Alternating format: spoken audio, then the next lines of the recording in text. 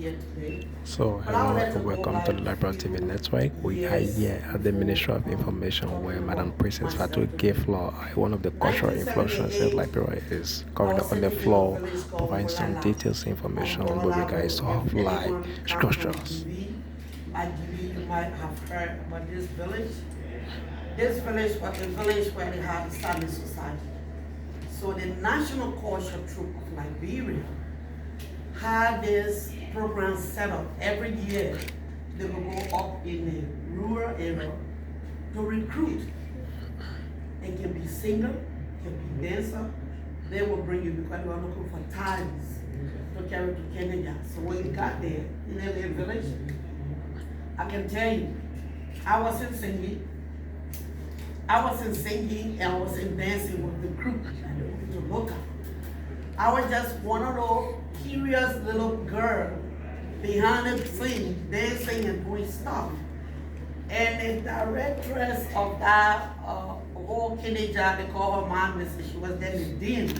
She said, who is that little girl that just up and down dancing behind the group? I said, oh, she's from this village. She said, okay, we keep to recruit, but I think that's lady I want to take. And what you saw in her, she said, well, I didn't see anything that we actually came for, but I want to take her with me in Kenya so I can train her. I would love to tell her. My husband brought me the following week. She talked to my parents, and they agreed for me to come to Kenya in 1978. I got to Kenya 78, staying with my husband. Nobody knew who I was, no singing, no dancing. I'm just staying with this lady going to school, because the school for Kenya, it was on the same campus that we lived on. I went to school one day, and the girls all like, oh, what is this skinny girl? She kept passing and jumping all over. But because that's me, I was always active. So in the evening, I would call everybody and I would sing songs, tell stories, sing songs, and then the children remember that I could sing. So they took it to our classroom and told the teacher, this girl, she can sing, and the teacher said, oh, for real, let's try her. This was 1978, we're talking about around August. So Lord tried, they asked me, they said, we heard you can sing. Is it possible for you to try something? And I told the teacher, oh no, I don't think I want to do it. She said, okay, if you don't want to do it, I can just probably demote you to the second grade, you go there and do your thing. And the second grade teacher, I was afraid of the teacher. So because I was afraid of my second grade teacher, I accepted to do the show. And I sang. They said, oh my God, they went to call the woman. They said, do you know a brought singer? She said, who? They said, the little one they call Fatu.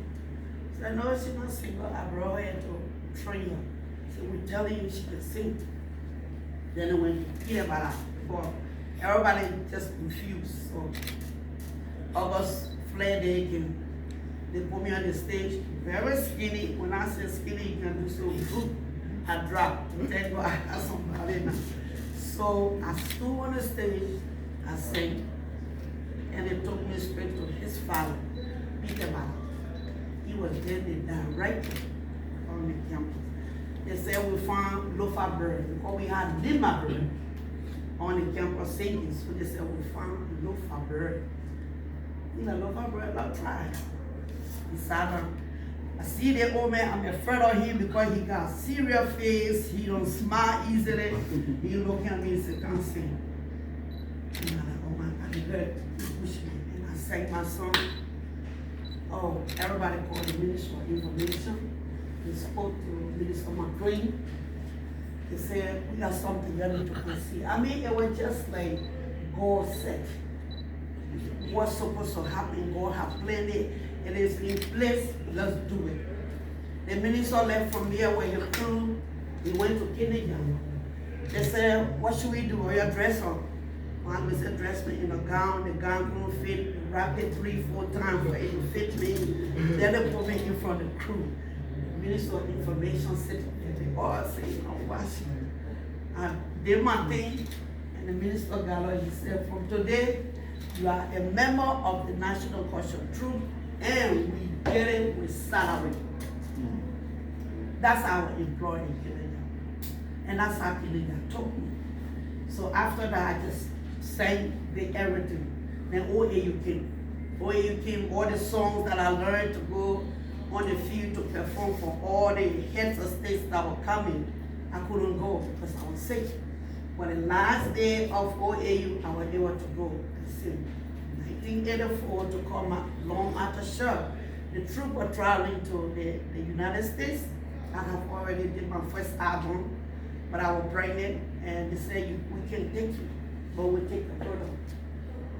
They took my product to the Louisiana welfare in America. Black American heard me singing. He asked him what Dallas is singing, and Mr. Kamara, Jalakiki Kamara, who was the Director General at the time, told them what it was. God said, I would love to go to Liberia to see this lady. And when he came here, they honor me now as Princess of Liberian folks. So after the war came, I was one of the last person to get on the last flight from Springfield to go to Cote d'Ivoire. I went to do recording to come quick, but my recording never brought me back. The war came into Monrovia, and with that, I lost my son in the war because I left with a father. His father was arrested, took him to Guinea. The child, we didn't find the child. So I've been in that situation for all of these years, but I didn't relent. I didn't sit, continue to work. Then Manawala joined me in the Ivory Coast. Every June 20th was UN Day. UN Day will go out and perform wherever they have Liberians. They say Liberian refugees, they'll come and sing for these people and take some of the stress out. So we did all of those things. I'm not here today because I hear and I sing all kind of things from the media. That's not just y'all are talking about the internet. Oh, Fatu Biafra keep to take people's job. I am not here to take people's job. I'm here to see where I grew up from, that is so the place and what a new place they got for us to be. When Ebola hit, now I'm going to say it because people asking on the media, what have you done for your people when you left? I have done so much, I don't have to say it. Because God said when you do good, keep it in. He will say it to the people. When Ebola hit, we called the vice president office. We sent things here. Workers for people who couldn't walk, the cripples. Then I turn around and leave it. I sent food to all the blind schools. You go there, go ask them behind me. Ebola time, that's what I did. I couldn't come here because I didn't have paper, but I did that. So people who on the media say what Fatu had done for the 5 years, come back, just one job. I didn't come here for jobs. I came here because I love my people. And I love the job I do, which is the singing, the dancing, and everything else that concerns Liberia. So I'm now in the United States for all these years, performing from one college to another, teaching about Liberian culture. All of you guys here knows that Liberia image has been portrayed the wrong way to the world, that this is a country corrupt, this and that. We have been in the background making it work. Talking to schools about our country, teaching, dancing. I didn't stop it. At the same time, I'm going to my 1-2-1-2 job. As I sit here, if you go to rehab, I built a 2-story building. The top story is for a recording studio. The second is for a radio station to promote the Liberian arts. Liberian didn't give me money. Was I here? I didn't get money from anybody. I did it through my hard work. So I would like for you to put that out. So those people in the diaspora in Liberia that think I came for work, they should know I didn't come for work. I made more money over there. If you have time, go there, Joseph Boakai, our president, Joseph Boakai, the honorable, go to your house. After you pass it, so you will see the gray building. That's my building. And it's not for me, it's for our people. You are a journalist here, you want to go and do something on our radio, you are free to go. Because next year we open. I just want to throw that out because I've seen so many, remind so many things. And I'm happy to be at the ministry. The people who got us to be who we are, this building, this office. Because if it were not for the Ministry of Information and Culture and Tourism, our country would not be in America today. The training we got for the killing job, that's what carried me. So I just want to throw out there. I didn't come for job. But at the same time, I want to tell people, when you have a leader, they give all that they can, and there is nothing more to give, you have to step down. You have to give way for other people to take and bring in new ideas. The cultural ambassador position is not a job, I would say is a commitment to culture, a commitment to the people that you serve. But you're not making money out of it. Once in a while, they throw something here and there.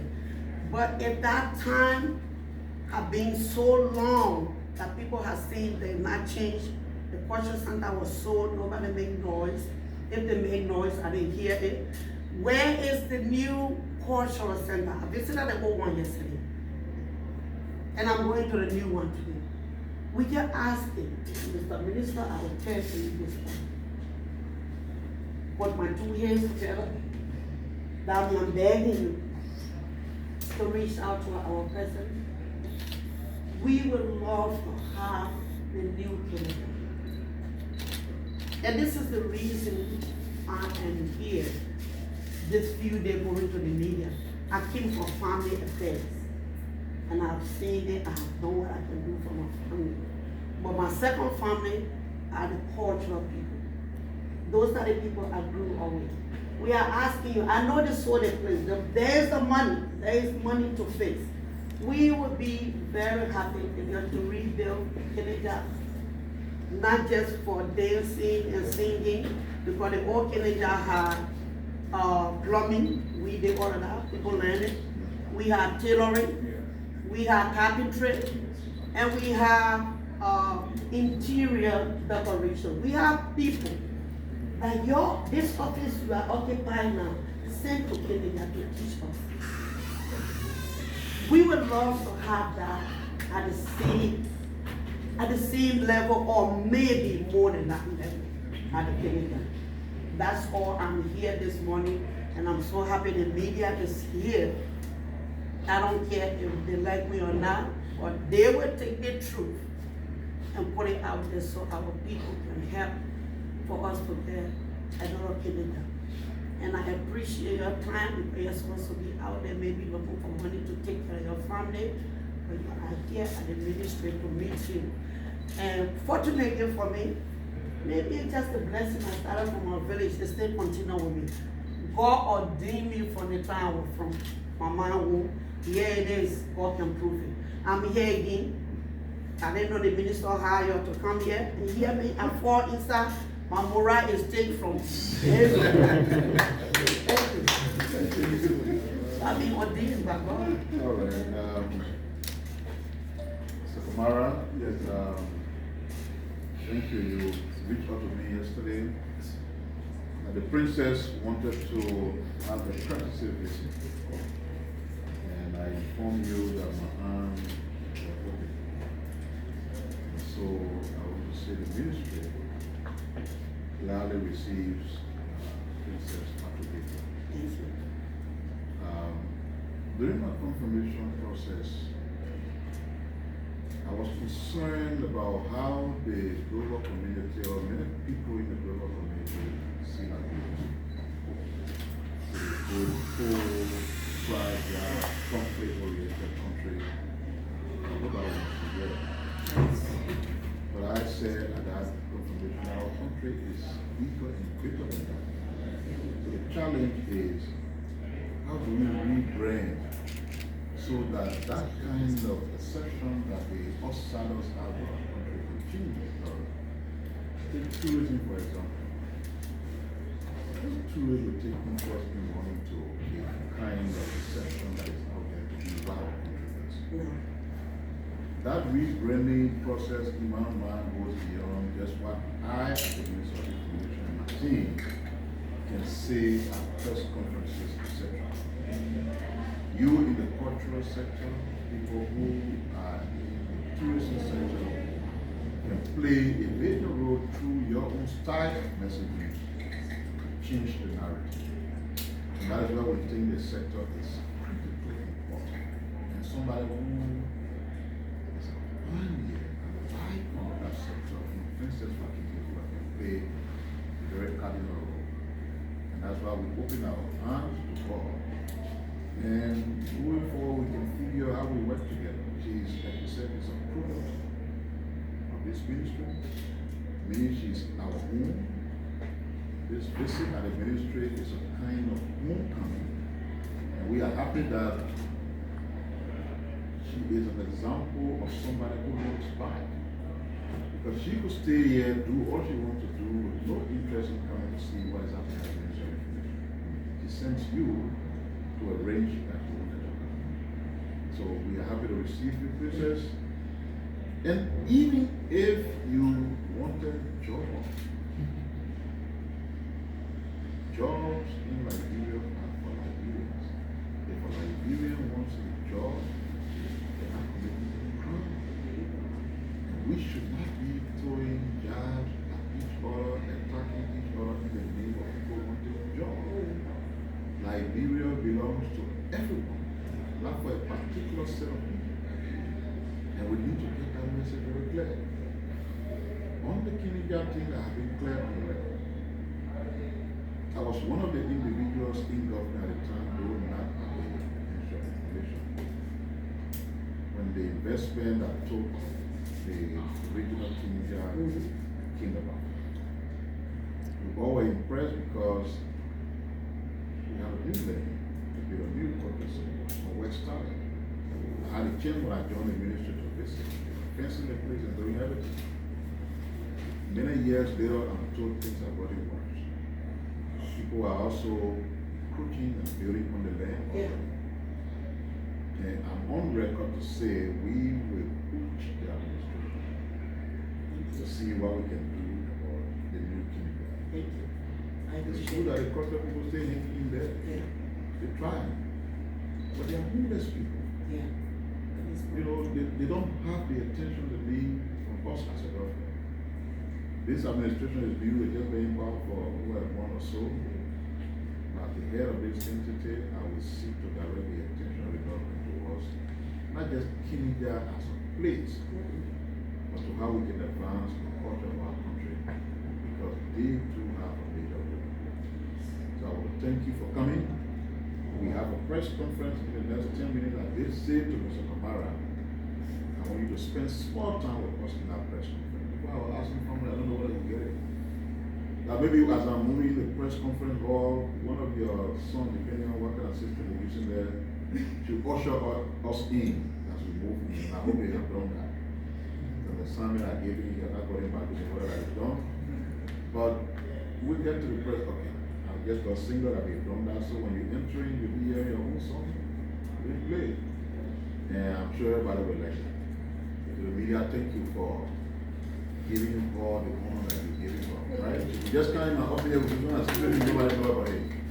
Yes, thank you for being here. Because we almost at the press conference time. I want to say again, thank you, Fatu. You can go back to your conference hall, we'll be there. Alright, so thank you very much for following Liberal TV Network. We are now trying to shut down this live broadcast. Madam Fatu Gayflor is currently here at the Ministry of Information Right, and Honorable Jeremiah PR office. So keep following Liberal TV Network as we bring you live coverage. I'm Francis K. Kopo coming to you here live.